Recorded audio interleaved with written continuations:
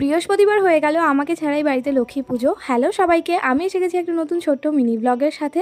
আজ সকাল সকাল ঘুম থেকে উঠেই ফ্রেশ হয়ে নিয়েছিলাম, একদম স্নান ধান করে রেডি। আমি যাচ্ছি এখন পড়তে গিয়ে কোনো রকমের ভিডিও ক্লিপস নিতে আমি ভুলেই গিয়েছিলাম। তারপর তো গিয়েছিলাম কাজে, সেখানে গিয়ে টিফিন বেলায় খেয়েছিলাম বাবুচি কেক। আর অন্যদিকে বাড়িতে তখন হচ্ছিল লক্ষ্মী পুজো, দাদু এসেছিল পুজো করবার জন্য। কালী পুজোর দিন বাড়িতে যে লক্ষ্মী পুজোটা হয়, মানে ধানের লক্ষ্মী পুজো, সেটা আমাদের বাড়িতে এবছর হয়নি, কারণ আমাদের অসৌচ চলছিল। আর সেই লক্ষ্মী পুজোটা এই গত পরশু যে বৃহস্পতিবারটা সেই দিনই হয়েছিল। আজ থেকে চলে এসেছিলাম তখন মোটামুটি 3:30 মতন বাজে। আর এসেই তো দেখি মা আমাদের জন্য ভাজছে গরম গরম লুচি। তো সেটা দিয়েই দুপুরের লাঞ্চটা কমপ্লিট করেছিলাম, লুচি, ছোলার ডাল, আর তার সাথে ছিল স্যালাড। আর সন্ধ্যাবেলা চলে গিয়েছিলাম গোলুকে আবার পড়ানো হয়ে গেছে, এখন বাড়ি ফেরার পালা।